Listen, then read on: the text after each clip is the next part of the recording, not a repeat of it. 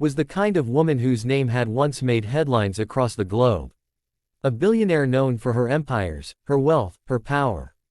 But all of that seemed to vanish into the background when she lay in her hospital bed, pale and frail, with tubes running from her arms. The doctors whispered about how little time she had left. The media speculated about her fortune. But in that quiet hospital room, the woman who once ruled entire industries had only one request, a request that confused everyone around her. She wanted to meet a single dad veteran. Not a CEO, not a politician, not a family member who had abandoned her years ago. Just a man most people wouldn't have even noticed walking down the street. That man was Daniel, a veteran who had given everything in service to his country. His body carried scars no one could see, and his heart carried battles that didn't end when the uniform came off. He was raising his little daughter alone after losing his wife in a tragic accident. Most days, life was survival, working 2 jobs, tucking his daughter in at night, and praying tomorrow would be kinder. He never expected a call like this. Never expected a driver to pull up in a black car and tell him a billionaire on her deathbed was asking for him by name.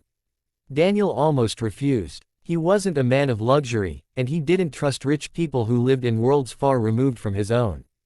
But his daughter, with her curious eyes and hopeful heart, whispered, "Daddy, maybe she needs help. You always say we help people." And so, he went. When Daniel stepped into the billionaire's room, he didn't see power. He didn't see wealth. He saw a woman terrified of dying alone. Her hands trembled as she looked at him.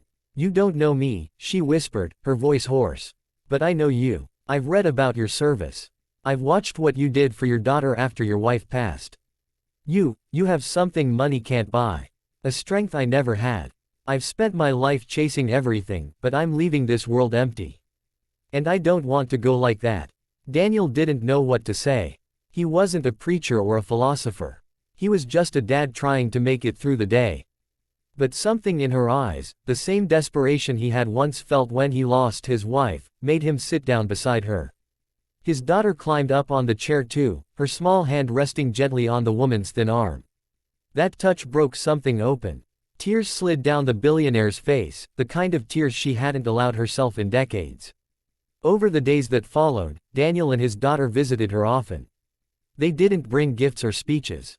They brought stories of Daniel's time in service, of nights when he held his daughter through her cries, of mornings when he wondered how they would eat but somehow made it. His daughter brought laughter, drawing little pictures and taping them on the billionaire's bedside wall. The hospital room that once felt like a grave began to feel like a home. For the first time, the woman realized that her billions couldn't hold her hand at night.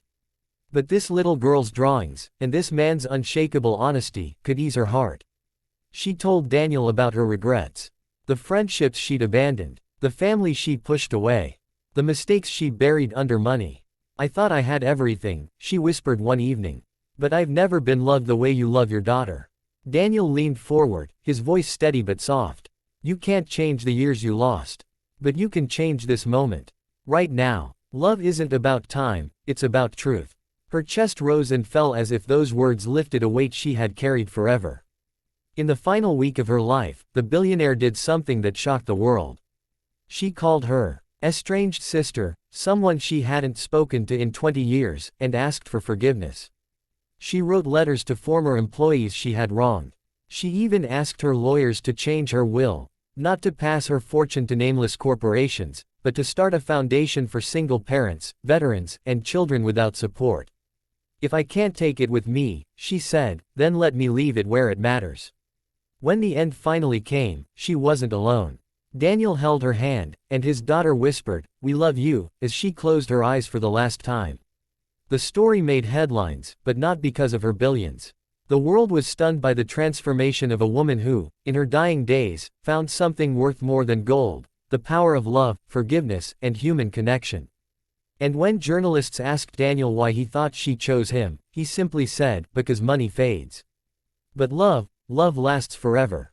As you're watching this right now, remember this: we never know whose life we can touch, or how deeply our kindness can change someone else's fate.